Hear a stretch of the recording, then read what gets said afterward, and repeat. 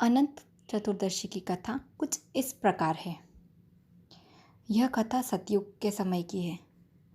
सतयुग में एक सुमंत नाम के ब्राह्मण अपनी पत्नी और बेटी सुशीला के साथ में रहते थे। सुशीला बहुत ही सुशील लड़की थी। जब वह विवाह योग्य हुई तब उसकी माता का निधन हो गया।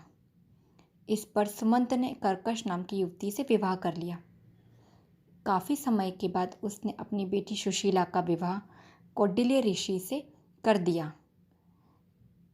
कर्कशा ने अपनी बेटी और जमाई के साथ में कुछ कंकड़ और पत्थर बांट दिए।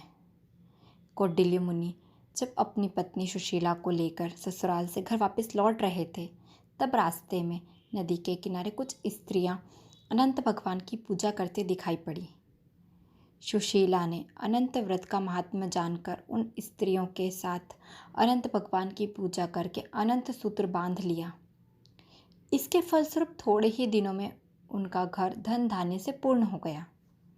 एक दिन कौटिल्य मुनि ने की दृष्टि अपनी पत्नी के बाएं हाथ पर बंधे अनंत सूत्र पर पड़ी, जिसे देखकर वह भ्रमित हो गए और उन्होंने पूछा, क्या तुमने मुझे वश में करने के लिए यह सूत्र बांधा है?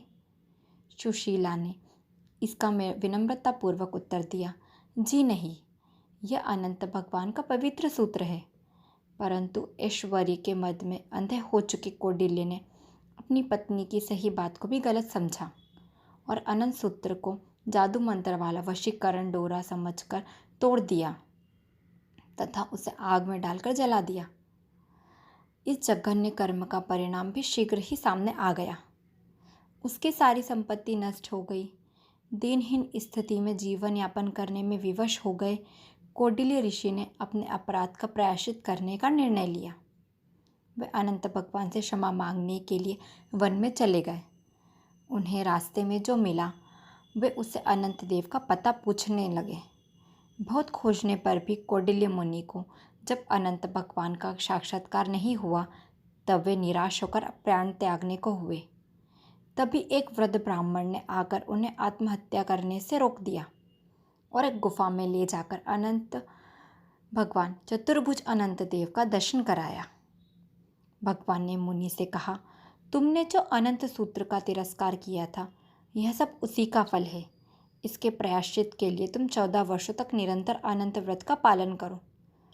इस व्रत का अनुष्ठान पूरा हो जाने पर तुम्हारी नष्ट हुई संपत्ति तुम्हें पुनः प्राप्त हो जाएगी और तुम पूर्वत सुख समृद्ध हो जाओगे। कौटिल्य मुनि ने इस आज्ञा को सहर्ष स्वीकार किया। कौटिल्य मुनि ने 14 वर्षों तक अनंत व्रत का नियम पूर्वक पालन करके खोई हुई सुख समृद्धि को पुनः प्राप्त किया। इसी तरह भगवान उस पर प्रसन्न हुए और अपना फलस्वरूप जीवन व्यतीत करने लगे। जैसे भगवान अनंत ने उन कौटिल्य ऋषि पर प्रसन्न हुए, वैसे ही सभी पर प्रसन्न हो और सबको सुख समृद्धि दे। धन्यवाद। इसी तरह की रोचक कहानियाँ सुनने के लिए हमारे चैनल को लाइक, शेयर एंड सब्सक्राइब ज़रूर करें।